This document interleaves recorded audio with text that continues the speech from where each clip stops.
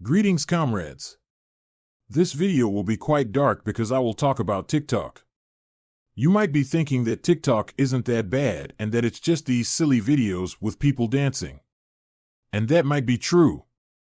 But the problem with TikTok and other platforms with short-form content is that they are specifically designed to make you addicted.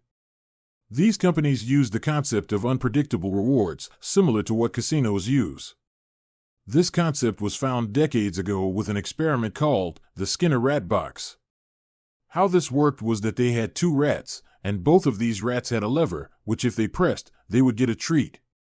But one rat would get the same treat every time, and the other one would sometimes get a regular treat, sometimes a big treat, and sometimes nothing. And the rat that had these unpredictable treats pressed the lever much more often than the rat that got the same treat every time. And this is how TikTok works, because you don't really know what you will get next. TikTok also has an endless scrolling mechanism where you basically can't reach the bottom.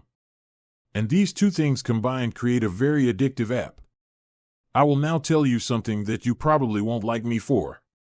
If you spend more than an hour a day on TikTok, you are addicted. So please take my advice right now and uninstall the app because the algorithm is just going to hook you, and you will spend more and more time on TikTok. Short-form content also lowers your attention span. There have been studies that showed that, back in the day before any social media was published, people's attention span was about 30 minutes, and now it's only about 12 to 8 seconds. That might be shocking, but just think about how many times you have scrolled to the comment section of this video or how many times you looked at another video.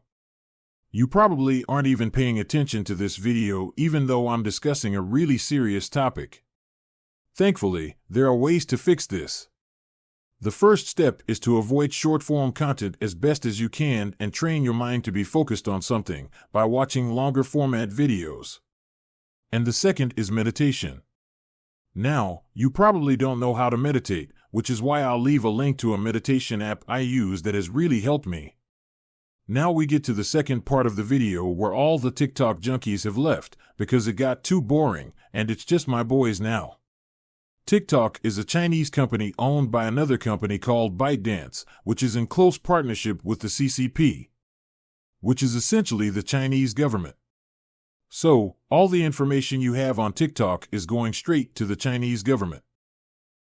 Now, you might be thinking that you don't care that they have your information because you are not famous and they can't do much with it, and you are probably right.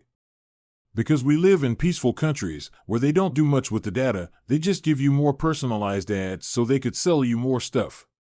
But in China they have these social credit scores which they can control you with. For example, if you don't have enough social credit score, they won't allow you on a train. So please just be aware that data can control you. And just because this social credit system isn't in your country doesn't mean that it won't get implemented.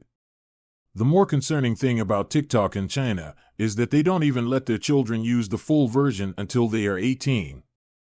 They use some other version that shows them educational videos and science experiments they can do at home.